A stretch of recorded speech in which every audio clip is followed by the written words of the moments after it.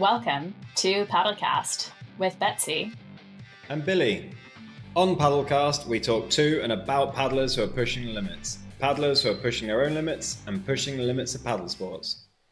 In this week's news, we'll start with an update on Sebastian's GB Circumnav. We'll recap a few big SUP races from last weekend, Namur, Graz River Days and O2Y. We will look at the UK Surfski National Championships from last weekend. Then the Yukon River Quest, and then a preview of the Junior and Under 23 European Sprint Championships. And we'll finish with a warm down. So how is Sebastian doing? I think he just passed the halfway point on Monday night. Pretty exciting. Halfway around Britain. Yeah, and he's doing pretty well, isn't he? He's doing incredibly well. He's had some challenging weather days, but he seems to be powering through it pretty much. Yeah, he has. He has had some challenging days. I mean, how do you feel on average over is it day 19 today? I feel that he's had sort of okay weather. I wouldn't say he's had bad weather, and I wouldn't say he's had really good weather. I would say it was on the better side of average so far. Yeah. Yeah, I mean, no one's going to get perfect weather throughout the whole circ, right? No. The UK is not known for its lovely weather. So there's definitely been a couple of moments where he's been unlucky, like when he did have that thunderstorm one afternoon, which is relatively unusual. Yeah, that was bad luck, yeah. Yeah, but I think he only really lost about half a day on that, and it seemed like he made it up pretty quickly. You know, he spends a lot of time paddling through the night when, you know, something tough is happening with the weather. Maybe the wind will die down overnight and the conditions will improve, because he's so determined to stay on track with the daily mileage. He will just paddle through the night when he has to and sleep when he can get a few hours here and there. His averages are looking really good. So Dougal's averages, when he set the record in 2023, Dougal Glaisher averaged about 78 kilometers a day, 9.5 hours in the boat. Sebastian is currently averaging just over 80 kilometers a day and 10.5 hours in the boat. So his speed is a little bit lower. This is potentially in part because he is not always going with the tide. His main strategy, which he's been advised on by Mike Lambert, is to cut the total distance that he has to do to get round Britain. Cutting more corners, having these bigger crossings, and doing less mileage overall is going to make up for that slightly slower pace when he is sometimes going against the tide or into headwinds. But he's also spending longer in the boat, so that the daily average stays the same, even if he's paddling slightly slower. Yeah, because he's in the boat longer, I suppose. So it's working out. It's working really well for him. Yeah, I think so. What day were they both in Albury? Yeah, he crossed the Thames Estuary on Saturday. So on Friday midday, they were absolutely neck and neck. But I believe by Monday night, Sebastian was almost a whole day ahead of Dougal's track, play by play.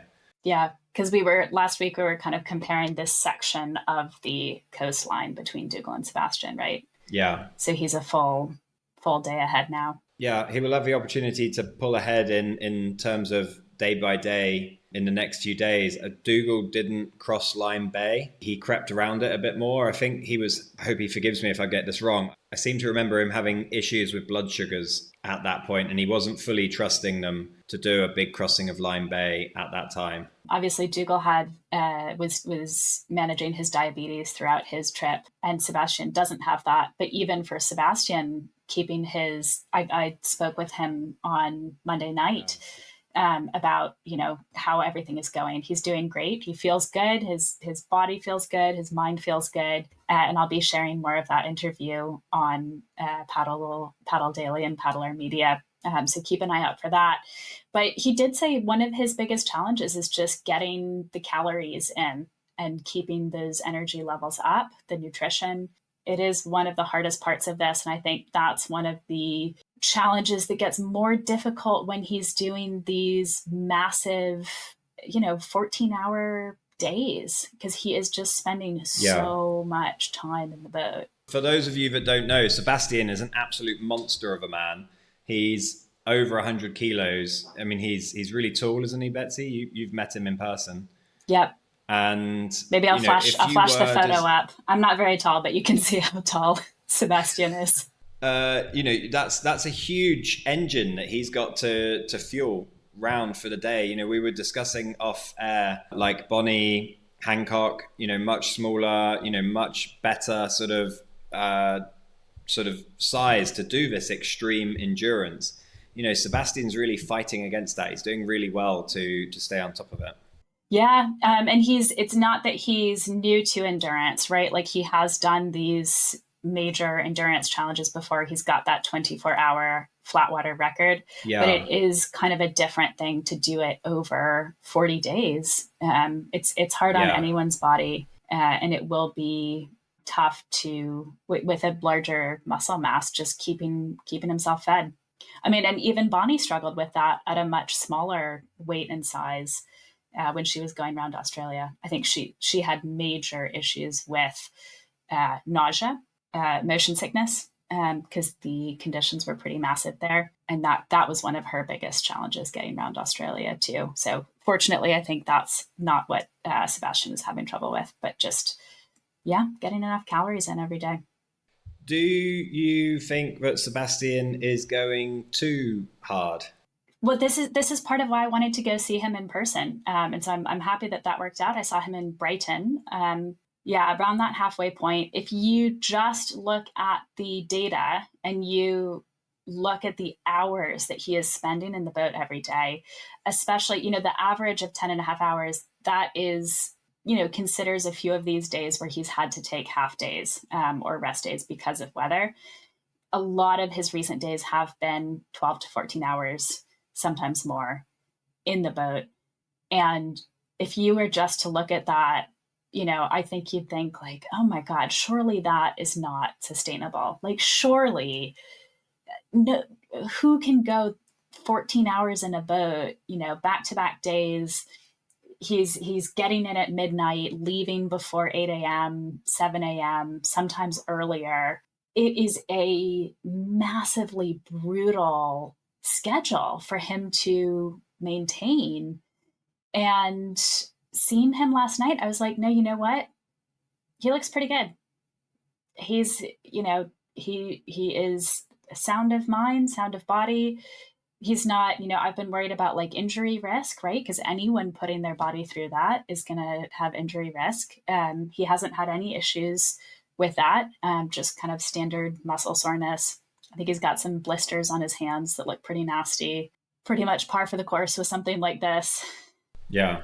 We're talking about the Irish Sea crossing, which will come up in, when do you think that'll be? Maybe like a week or something? Maybe a bit more? It must be in about, 11 days, I think. Yeah, that sounds about right. So if he does cross the Irish Sea, I mean, it'll be a big crossing either way, right? But that will be tough. And I asked him, and he had not done any of these kinds of major open water crossings before this trip. Like, he only got in a Surfski 9 months ago. Yeah. And it's just not an issue for him. He said that being 2 kilometers away from the shore is the same as being 20 kilometers away from the shore. It's just not. Yeah, I've said that in the past. Like, it doesn't matter. Like, as soon as you're away from being able to swim to shore, it doesn't make a difference. It doesn't matter if you drown 5 kilometers from shore or drown right in the middle of the ocean. It doesn't get any more scarier. Yeah, I guess that mindset works because you guys have both done major crossings with that mindset, as scary as it sounds. The times that he said he was really scared was when he has big waves coming from the side pushing him into the cliffs. Yeah, I bet. Yeah. I think that is what he had in Scotland. He's had a few other times. I think Dover, he was not the biggest fan of going through Dover in the dark. I bet. Yeah, because although we've got long we've got long days at the moment in the UK. The moon is a new moon, so there's, I mean, it's getting slightly bigger at the moment, but it's we haven't really had much illumination from the moon in the last few nights. Yeah, it was a little more than a sliver Yeah. around when he was going through. So he's definitely had some challenges, and it's not that he's having an easy time of it, but I think that this pace for him is seems to be pretty sustainable. Yeah. If he doesn't have too many weather issues, that's kind of all he needs to keep going and break the record. Yeah, yeah, no, I mean he's doing very well. He's got some sort of tide races to contend with in the next few days, hasn't he? He's got to make a decision of what side to go of the Isle of Wight, whether he's going to go through the Solent or whether he's going to go past St Catherine's Point, where there might be a tide race running. He'll have Swanage to deal with, but there's a tide race there. Portland tide race. So there is some interesting things that someone with less experience at sea might struggle with. But then so far, he just seems to take everything in his stride. Yeah, definitely. And he's right now trying to race the weather forecast, essentially. Yeah, he's got some bad weather coming up in the next few days, certainly by the weekend. If I had to guess right now, he is not going to enjoy Cornwall. Doesn't look like it will matter really how far he goes. I think he's going to have a really tough time when it hits, regardless of where he gets to. And he'll be somewhere near the Lizard, I think, when the bad weather hits. Yeah. Yeah. What did I see in the forecast? Like up to 20 miles an hour of wind. In the wrong direction. Yeah, in the wrong direction. Although the good news is by the time he gets to that point, it will be neap tides. So if he does have to go into the wind, at least the tide won't be quite so strong, and it should reduce the wind over tide effect. That's sort of small wins there. Yeah. What did you think about his Thames Estuary crossing? Was it impressive? I mean, it's very cool, but I think he had nice weather for it and he just crossed. See, this is the funny thing, is that when you talk about, like, a lot of people will be like, wow, we did a major crossing. We did Felixstowe to Margate. It was a big crossing, but that was just Saturday for Sebastian. And actually he had a rest and then he carried on in the evening. That wasn't even the end of his day. Yeah. He is really making big days for 99.99999% of good paddlers look pretty standard. Yeah, it's very impressive, isn't it? And then we said we'd look at some SUP recaps. You were looking at Namur and the O2Y. Yes, and also the Graz River Days, which is one of the SUP Alps Trophy races. So starting with Namur, this was the end of the Euro Tour for the summer. It was in Belgium. It's an 11-kilometer long distance. The favorite going into it was Donato Friends again, who I think is getting mentioned almost every episode at the rate that he is doing races this season. And he won again, so successfully defended his title from 2024. He did have a bit of competition, which was nice to see. It did look like the men's race here was a little bit more competitive than Nordhausen the previous weekend. So we had a pack of 8 sort of towards the beginning of the race. And then eventually Donato made his break pretty cleanly. And he won by, I would say, a pretty big margin of over 40 seconds. So really solid win for him. I think he should be really happy with his season this year. He's been doing really well. And, in this race too, I think that was a little bit of a bigger win because he was ahead of Eitan Brie from France, who's one of the solid, really strong kind of pro paddlers who was racing in a lot of those Spanish races a few weeks ago. Behind Donato, the chase pack was pretty tight. So between second, third, and fourth, there was only 4 seconds, which was pretty exciting. And that second place was Eitan Brie of France, and third place was Jaap van Bakkel from the Netherlands, who had said that it was a family trip for him family trip, and a third place is pretty good. And he brought his two young boys to race as well. And actually, we've got to shout out Milo Van Bakel again, because he did really well. I think one of the things that really stood out from this Namur race was the juniors. So Milo Van Bakel, who we talked about last week. Milo, who is 12 years old, drove the K2 that beat me in a race 2 weeks ago. Yep. Which only shows just how impressive Milo is as a 12-year-old. Yes. So he does kayak, SUP. So he was racing SUP in Belgium, and he was only about 3 minutes behind Selwyn Pritchard, who is another young paddler from the Netherlands. And Selwyn did really well at the GB SUP Nationals a few weeks ago against some of the top senior men in the UK. He's still under 16. Selwyn's father is British, which is why he was at the GB SUP Nationals. And then the third of this kind of, young up-and-coming group from the Netherlands is of course, Benjamin Bosak, who I think is a little bit older than Selwyn. And he was in that chase pack behind Donato for most of the race, and ended up finishing in 7th place behind Bastian Grimm from Germany and ahead of Bodie van Almen, who made it out from the US, who was in 8th place. So really impressive from this young group of boys from the Netherlands, international group of boys from the Netherlands too, because of the connections to the UK and to Germany for Benjamin Bosak.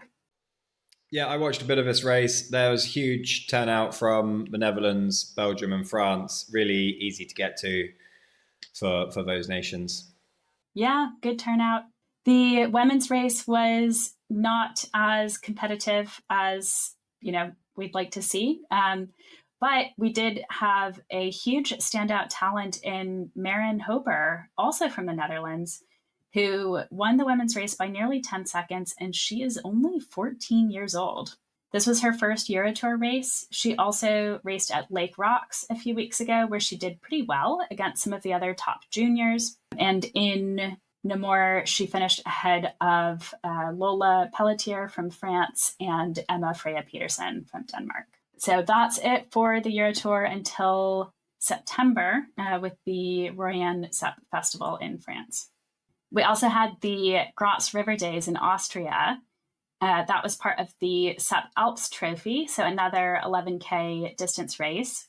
The two winners of that were wins by quite a margin. So it was Norman Weber who won the men's race, Norman Weber of Germany, who had a really exceptional weekend at Lake Rocks a few weeks ago, where he finished in 2nd place behind Donato Friends over the long distance race and won the sprints.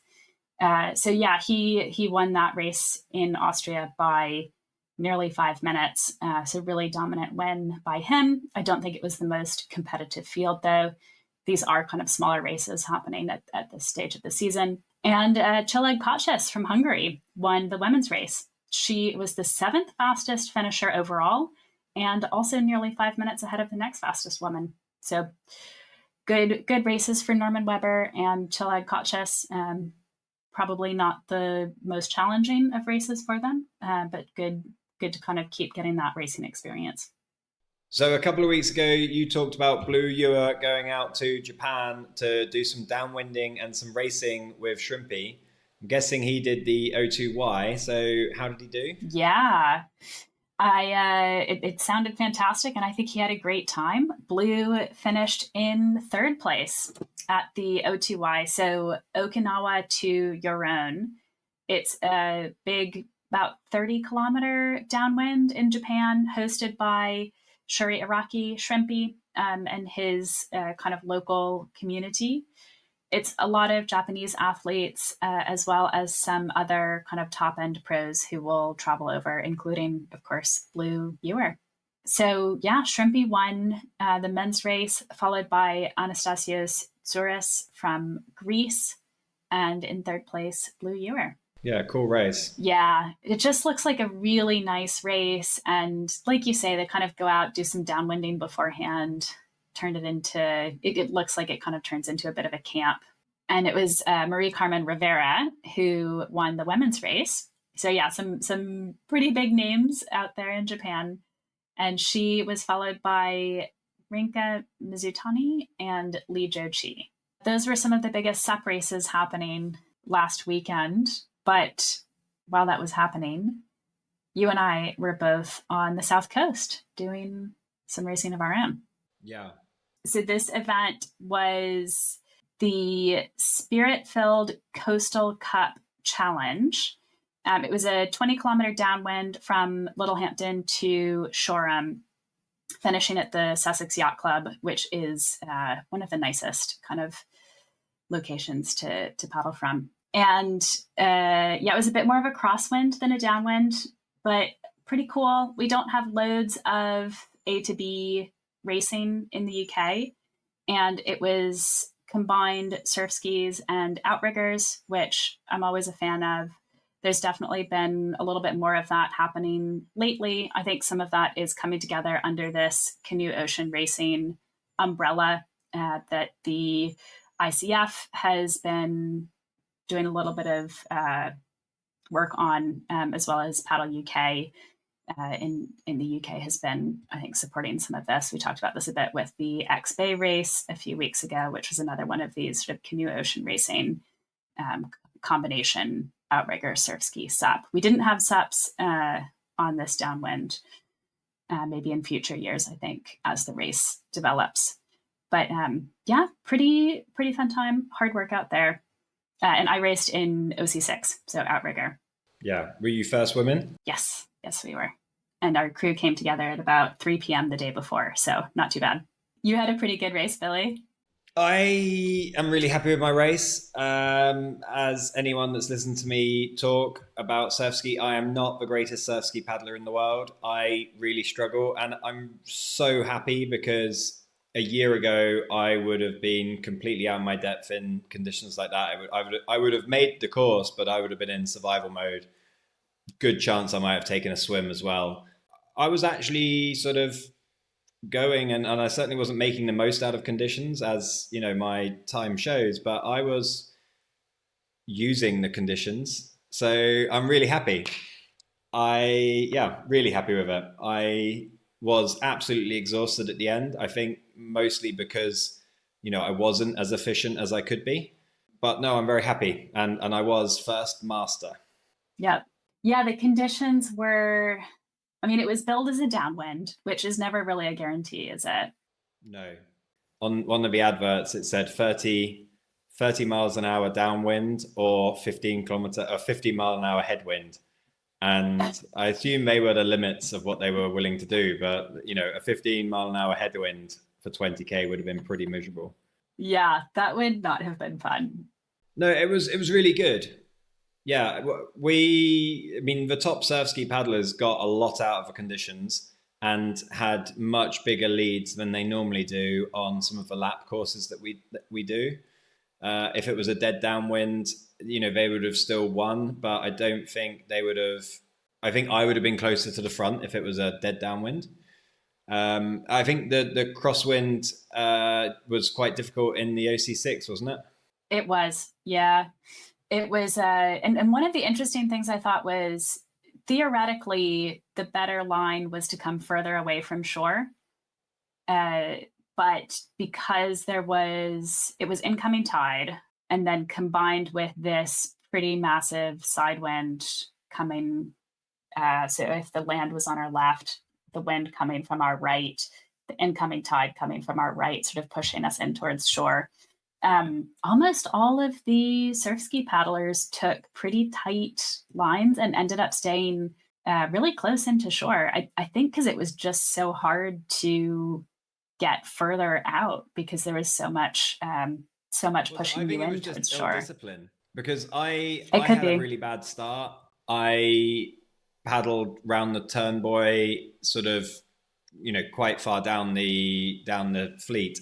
And a lot of guys were going out out to sea a bit more. And I thought, well, I'm in this situation now. I'm going to just go along the coast immediately and try and catch up that way.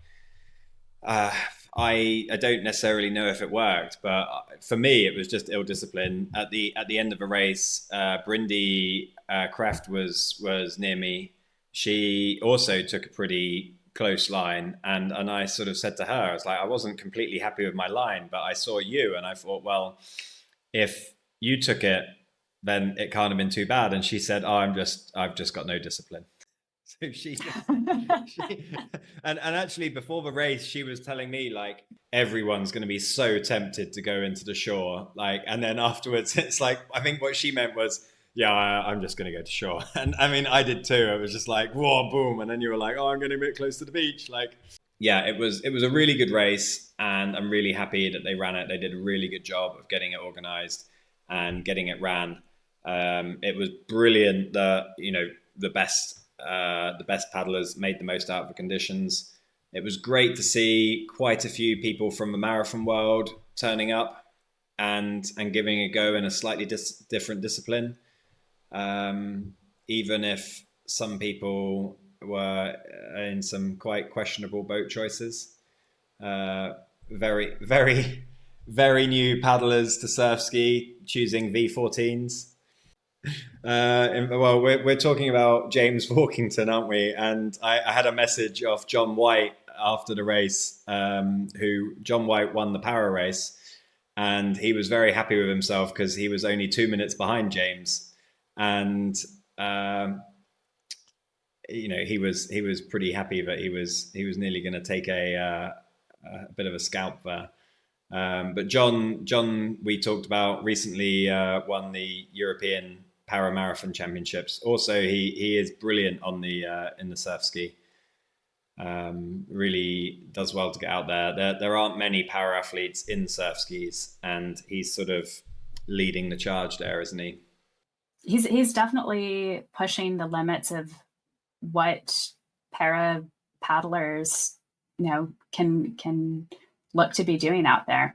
He's sensible about it. He doesn't take any kind of unnecessary risks, and he's got, a safety boat, and he's really experienced, and he's super comfortable in those conditions because he is such an exceptional paddler. He really pushes those limits. I think it's really cool being able to mix it up with some pretty good marathon paddlers and surf ski paddlers.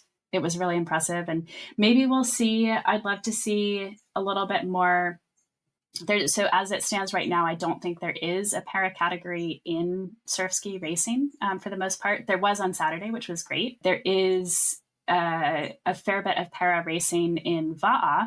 So the International VAA Federation, which runs the biggest outrigger canoe races and world championships, has done a fair bit for para paddlers over the last few years, which has been fantastic. And that includes, open ocean paddling, which is pretty cool. So it's great to see that in VAA, and maybe Surfski is the next step. Yeah. Well, and this doubled as the UK Surfski Nationals, I think sort of unofficially. Yeah, it was a selection race. It was billed as the National Championships, but there is a huge amount of paperwork that was needed to do that, and sort of just being sort of almost like a test event style, that was found out too late. And so next year it probably will be the National Championships. And we had some really good, I think in part because of that, and because all this downwind, we'd had, it was probably the most competitive surf ski race in the UK this year. Yeah, for sure. Like I looked at I looked around at the start sort of area, and I was like, crikey, I'm going to be lucky to be in the top 15 here. There was some serious talent from the SLS world, from the surf ski world, and from the marathon world there. Yeah. It was won by, the men's race was won by Ryan Scooby Lark. Very tight finish there, ahead of Terry Miller. Yeah. And the ladies' race, quite a convincing win by Rosie Edwards. She won by about 5 minutes, and Brindy Kraft, who you mentioned a minute ago, is we talked a lot with and about Brindy for the Devizes to Westminster race earlier this year. She's a very good marathon paddler. She's been doing a huge amount of training over the last maybe something like 9 months in particular. I think a lot of that was in the lead up to DW, but then continued when she went to marathon championships for Team GB, Marathon European Championships. And she's a good surf ski paddler too. She finished 6th in the senior women's at Worlds last year, I think. Oh, she won the mixed at Cape Point as well. Yep.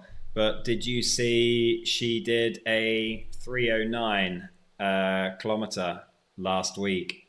So she is top of the table on downwind drag race this year. That is very impressive for ladies. Yeah. No, it was a big one. Yeah. Yeah, it's really cool. She's been having a great season and a great year. And I think she had a good race on Saturday. But yeah, I mean, the fact that Rosie still beat Brindy by 5 minutes. Rosie's doing brilliantly too. Yeah, Rosie's obviously going very well. Brindy is very good in a surf ski. I was very happy to be just behind her. I was about a minute behind her or something, and we were neck and neck most of the race. And I thought, well, Brindy will be making quite good use out of these conditions, and if I'm near her, I must be doing something right. Yeah.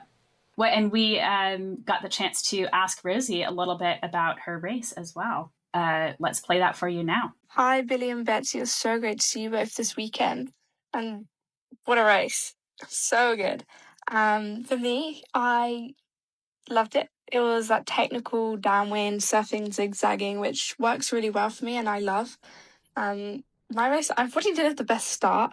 So then I was just catching, and then when we turned that top buoy, I decided to stay rather in, whereas others carried on going out. And then I kind of just zigzagged and then went out a bit, and then I did get deeper towards the end of the race. But it was so much fun. I was really, really happy with how I performed, and everything just seemed to go well. Really enjoyed it. The race itself, I was so happy. It was a high-class field in both the men's and the female section. It was really good. You had people from Cornwall, Scotland and Wales all over, as well as new paddlers as well, which I haven't really seen before. There were some new faces. So it was a really good event. And my plans going forwards before Durban, I've got the Kayak Cup in a couple of weeks, and then possibly I'll be heading out to the Witch race. Not entirely sure on that one yet. I need to sort logistics out. But I'm going to focus on the Surfski this summer. I think I'll do a little bit of the life-saving, just to see what events there are and have a bit of fun in the local ones. And then, just the big one is Durban Worlds. So I'll be heading out to Cape Town a month before that. I'll be training out there with the Orca squad. Great crew out there, completely recommend. And then racing at Durban in the singles, and then I'll jump in a double as well. So looking forward to it. And hopefully see you guys around. Thank you. Billy, what did you think about Rosie's take on the race? Yeah, she got it pretty bang on that, really. She had a good race. Really interesting. She's got quite an varied end to the season, hasn't she? She's with Vasella and Durban. Yeah, she's a great paddler. I also appreciated how she kind of talked about the conditions, that she said she did a bit of, I think, kind of zigzagging to take advantage of those bumps. So yeah, I mean, even the sort of at that top end, I think it was a fun course for everyone. Yeah, looking forward to seeing how Rosie goes over the next few races and into Durban. Yeah, she should be going well. Well, also over the last few days, we had the end of the Yukon River Quest, the 444-mile ultra in the Yukon in Canada. This was a bit of a tough year there because I think we mentioned the wildfires when we were doing the preview, and unfortunately they did end up having to cut the race short at Carmacks, which is, I think, a bit before the halfway point of the race, which was pretty disappointing for the paddlers who were out there. They still got to do about 300 kilometers of racing, which is pretty good. And I think they did still end up paddling past a fair amount of wildfires on the side of the river, which was challenging. But my understanding was that further past Carmacks, the wildfires would have created bigger safety issues for just like access and actually kind of like getting to the racers as they finished the race. So it's a great thing that they were still able to do the sort of first half of the race. And the overall winners were my pick, which was Green Machine. So the team from the UK, it was 6 guys in the Voyageur class: Richard Parrott, Thor Harley, Nick Onley, Ollie Thompson, John Coventry, and Peter Jones. A few of them are vets who had done the Yukon a few years ago and came back for more. Some of them are newbies. A lot of really multidisciplinary paddlers in that crew who do marathon canoeing, some kayaking, some, I think, kayak polo, real kind of variety of paddle sports, and experienced in kind of ultra longer and ultra distance paddling as well. So really exciting for them. And the second place crew was the C2 of Mike Schlemmer and Steve Landick. So very experienced ultra paddlers. Mike did the Yukon 1000 with his brother, Ben Schlemmer. I think that was last year. It might have been the year before. And they won that by a margin. Really, really strong, solid paddlers, and impressive from them. And I think there's only about 18 minutes between the C6 and the C2 at the end, which is pretty tight. It's impressive. Yeah. We've asked some of our Green Machine friends to tell us a little bit about how the race went for them. So let's have a listen to that now.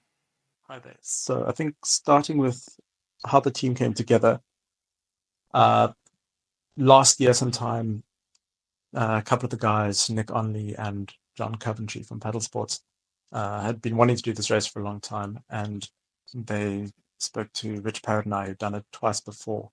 And we hatched a plan to do this, so maybe towards the end of last year. And then we recruited another paddler, Pete Jones, who's a long-time marathon canoeist from Devizes, and who still holds some records from the Waterside Series and C2 going back to the 90s. Got him to join us as a steerer. And then as the sixth person, we got Ollie Thompson, who's not a marathon paddler, but a top single blade sprinter, and who was keen to join and try his first ultra marathon. And so between the 6 of us, in the end, I think we're cautiously optimistic we had a solid crew that would be able to go the distance and handle it fine. And in the end, that worked out well. The new guys, the 4 who were doing it for the first time, enjoyed it and had a good race. Everyone was a bit disappointed that the race was finishing at Carmacks this year. As you know, wildfires downriver prevented it from continuing to Dawson. We found out the night before that the race was going to be truncated. So we kind of refocused our energies on just smashing out the 300 kilometers and adjusted our race plan a bit for that. It was a low water year. I think from what I remember from the previous time I did it, which was an average water year, the level was maybe 2 foot lower at Whitehorse at the start, which interestingly didn't really seem to translate to slower water. It just meant that it was shallower and trickier, particularly early on. A lot of patches where gravel beds and sandbanks meant that there was suck water that you'd have to go through, which is particularly challenging in a large boat like a C6, which doesn't handle shallow water well at all. But we'd had the opportunity in the days before to practice on the first 20 miles of the river. So we had a good feel for where some of the shallower areas were. The Yukon is a natural river, obviously, and very wide, and it tends to wiggle a lot and then pull. And when it pulls out, you need to be able to work out where the flow is going to go. And it's not obvious. It's not like paddling on the Thames or something where the fastest water tends to be bang down the middle and on the outside of bends. On a river like this, it moves around a lot and often not in an obvious way, probably partly because some of it's been carved up by glaciers in the past. And every year, when the ice melts and breaks up, it carves new interesting routes along the river. So you have to learn how to kind of scry ahead and see where the ripples are and where the shallow water is likely to be. and navigated quite carefully, particularly in a big boat like C6. The lake, if you don't know the course, about 2.5 hours into the race, it breaks out into Lake Labarge, which is a 30-mile long, 3-mile wide lake, which mostly is just a long, deep slog, but it has a very shallow entry and shallow exit, and that was a bit tricky, figuring out how to get onto the lake and off the lake without running aground or spending too much time stuck in suck water. Otherwise, conditions were favorable, I'd say. They were warmish. There was a tailwind most of the way, which is nice, particularly again in a big C6. The tailwind is a benefit. It's a little bit trickier for some of the smaller boats, although the SUPs were probably enjoying it. On the lake, about halfway down, the tailwind started to pick up significantly, and that I guess resulted in waves of maybe 3 foot or so, 3-4 feet high maybe, which was still fine in the C6. We could ride that, not quite surf it, but we could. We were robust enough in that boat that it didn't cause a capsize problem or anything like that. Some of the smaller boats, I think, were having quite a hard time in that, particularly the C2s. The one C2 that we were most in competition with at that point lost quite a bit of time to some of the other boats, particularly the kayaks, which can handle it better with their spread decks. And we knew from the start we needed to take advantage of the deep water on the lake and just push out and get a big lead at that point, because once we're back on the river, which became harder to navigate again, the more maneuverable small boats would have an easier time finding the stream and being able to jump from stream to stream as it meandered around the river. At one point, we had to put on our bandanas and cover faces up because of the smoke from the wildfires, which had been a couple of days before had been raging in the 30-mile section of the river, so about halfway down the course to Carmax. And there's still a lot of smoke in the air, but luckily that was maybe only for about 20 minutes or so, and then it opened up again. Before the race, we looked at the various crew lists and tried to work out what boats might be competitive. And there weren't many names that we recognized. There were a few people who had raced it before. Some of them were in singles or in SUPs, but they weren't likely to be a problem for us racing the C6. The C6 is a pretty fast boat, particularly the one we have, so we were always going to be quicker than most of the crews. The competition typically comes from the faster K2s, C2s, C4s, and some of the other Voyageurs, and most of them we just didn't recognize any names, so we didn't know. It was, I guess, heartening not to see too many of the top US guys featured in the boats. There was, however, there were a couple of fairly big names. There was Mike Schlimmer in a C2 with Steve Landick, and if anyone who knows US canoeing will recognize Mike Schlimmer, will recognize both those guys. Mike's a particularly fast C1 and C2 pad in the US, significantly quicker than any one of us. And Steve still holds, I think, the Guinness record for the longest ever canoe paddle, 45,000 kilometers or something, amongst many other massive endeavors over the years. And he'd actually built the C2 that they were racing. So we knew that they'd be quick, and we knew that they both knew the river and would be very, very fast, very wily, wouldn't make any mistakes. And we just have to use the advantage of the C6 where we could and try to get ahead and stay ahead. There were also a couple of fairly fast-looking K2s, particularly some Estonians who come every year and are known to be quite quick and feisty on the water.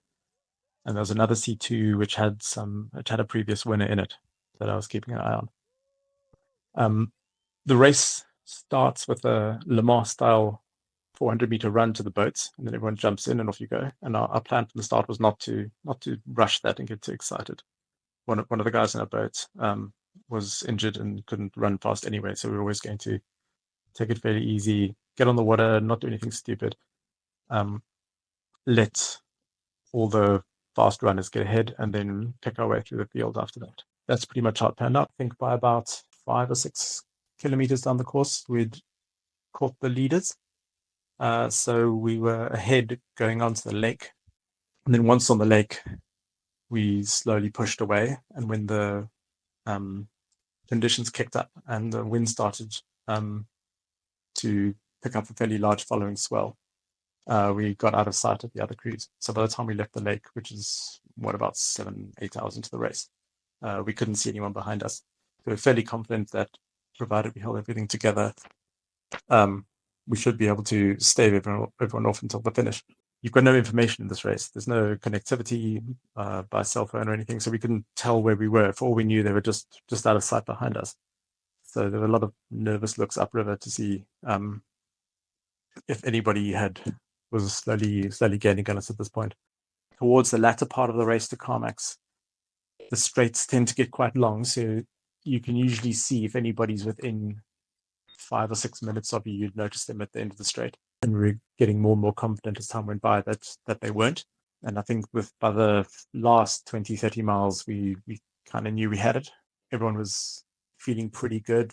Eating was going well. No one was feeling sick. No one was feeling particularly fatigued. We had a few issues with tiredness.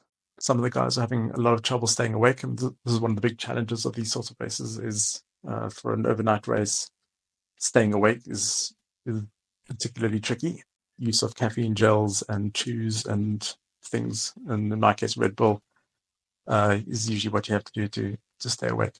In the end, we came into Carmax at about 5 a.m, and a gratuitous sprint finish, just for fun, and ended up coming in about 12 minutes ahead of the C2, which was Mike and Steve. And apparently, from what we gathered afterwards, chatting to Mike, they'd fallen behind the K2 on the lake. They're having a hard time in the rough water steering, but it then caught the K2 again once they were off the lake and powered through them. So, yeah, the feeling amongst us, we were sad that the race had finished at Carmax. We'd like to have continued on to Dawson, but realistically, had it carried on to Dawson, I think we would have had a hard time fending off that C2. They're that much more experienced, that much more robust, and I think none of us were sure that we'd have been able to hold them off for another 25 hours. It would have been very challenging. But it is what it is, and we're happy to have that. We're all. I think right now everyone's quite keen to maybe have another go at it. There's a lot of unfinished business. Particularly those guys who haven't done it before would love to get to Dawson. So we'll see what happens. Maybe next year. Wow, that was pretty cool to hear from the winning team of the Yukon River Quest this year, and it sounds like they had quite the race. Billy, are you tempted at all to go do this at any point? Am I tempted to go and do that? Yeah, why not? I mean, but it's just logistically, it's so tough going out to, North America, Canada would be pretty tough. Yeah, it is logistically, I think, one of the most difficult races out there and hardest to access. And I think that's also part of why it's, even though they had to cut it short, why it's really nice that they were still able to run, 300 kilometers of racing. Yeah. We've got a little bit of a preview now for the European Junior and Under 23 Sprint Championships, which are in Pitești, Romania, starting on Thursday. We've got some pretty good competition lined up for that. We just had the European Senior Champs 2 weeks ago. Yeah. Who are you going to be watching in the juniors and under 23 category? I actually passed the GB bus going out to Romania. They just got off the train at Calais when I was getting towards Calais on Friday to go over to Sussex. And I could hear out their radio, they were listening to Paddlecast. Wow. Well, in that case, we know that they are going to come home with lots of medals. They are, yeah. But I have got a couple of favorite paddlers in this. I'm very much looking forward to seeing how Freddie Hurd gets on with Ollie Mazur. They are racing the K2 Junior Men's 500. They are also racing in a K4. We've also got the heavily mentioned Will Short and Alex Morgan racing K2 1000.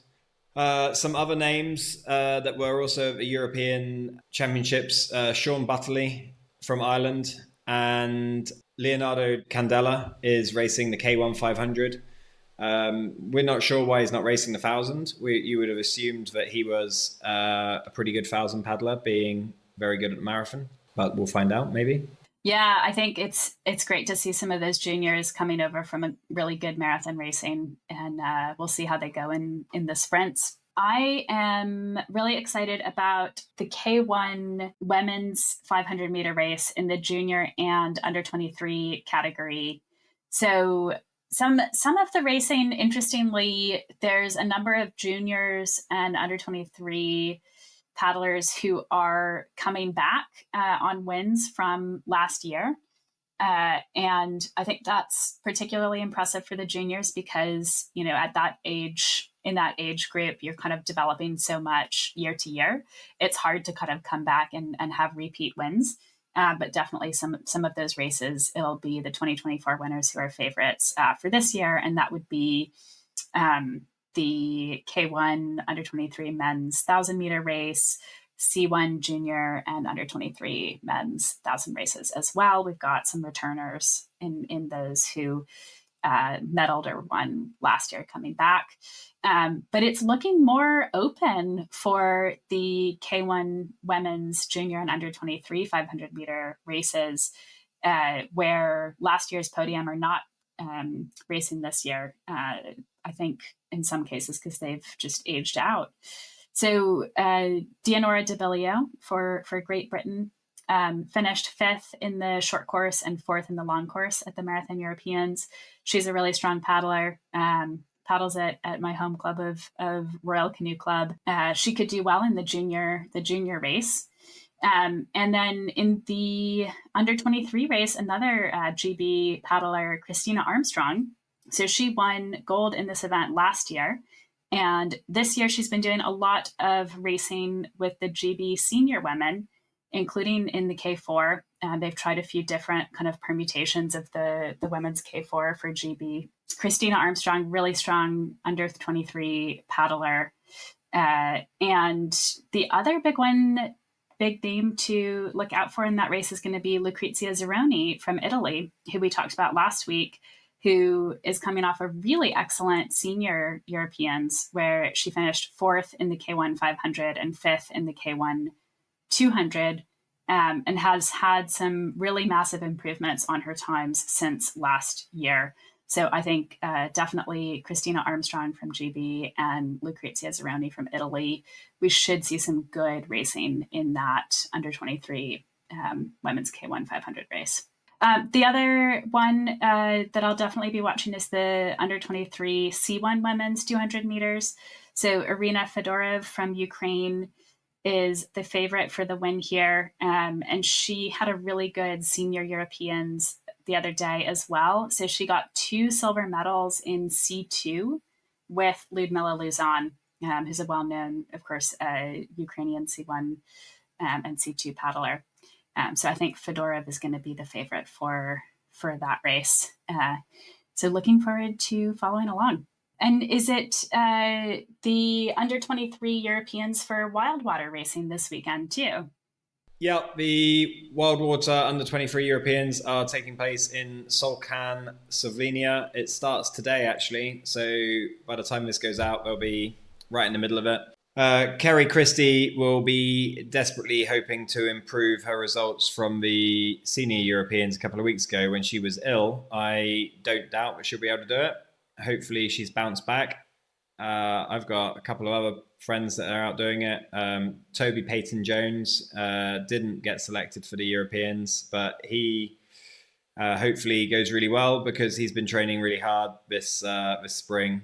He would have loved the Surfski race at the weekend, but he chose the WWR Europeans. It's nice to have the options, isn't it? Yeah. All right, let's move on to our warm down. I have one update here that I want to share, which is big news for the Devices to Westminster. They have officially announced, we've done a lot of coverage of the DW race this year. If you haven't listened to those Paddlecast episodes, go back and have a listen. So DW next year has announced they will officially have a SUP class in the stages race, which is great. So This year was a trial. We had Emily King and Patty McCormick out there, basically just proving that SUPs could do it, could make the time cutoffs, and could kind of be in the mix with some of the slower junior K2s and some of the C2s as well. Patty did great. He had a really good time. Emily managed to make the cutoffs, even though there was some really tough headwinds that because of her smaller stature, I think were even more difficult. And really, really excited that there's going to be an official SUP class in the Stages race. You can read about it at supracer.com. And I've already seen a few stand-up paddleboard racers from the UK and from other countries express interest in DW 2026. So pretty excited to follow that. And they've also announced that they're going to allow surfskis to race, which is pretty big news from a pretty traditional race that has previously said no surfskis allowed.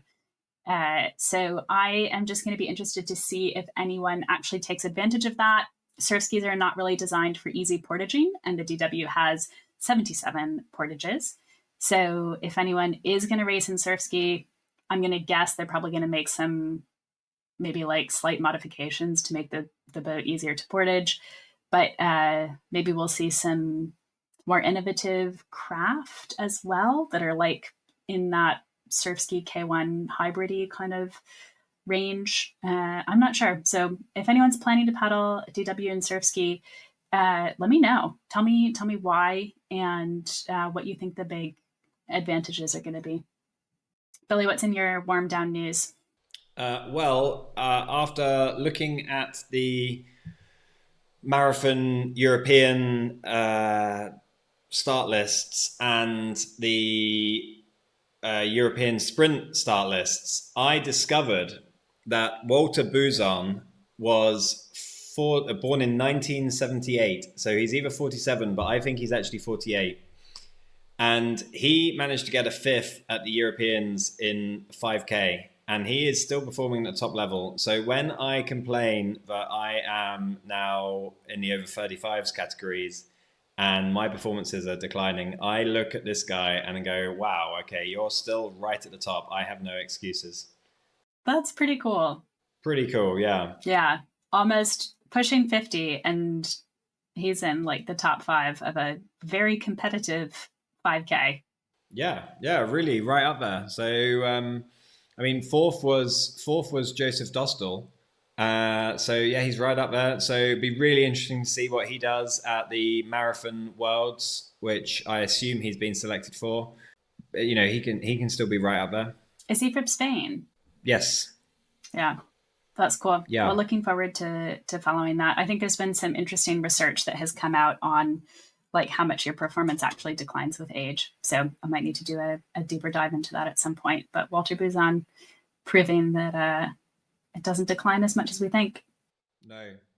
And then I also, I sent you this video of just how amazing the waves were at the Danish National Championships in marathon and in Aalborg. And I mean, that was big conditions. It looked wild. It looked really wild. We'll put the video in here. So if you're watching on video, you can see it.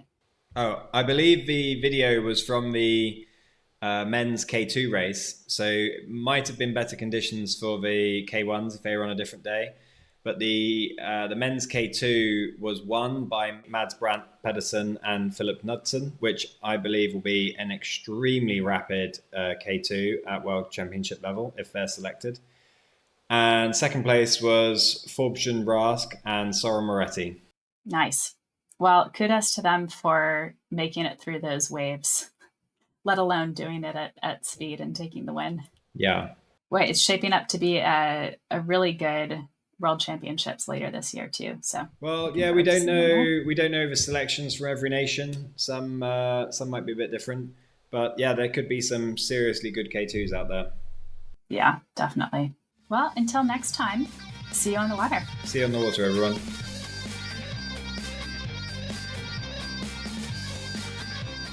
National Masters Surfski Chapter.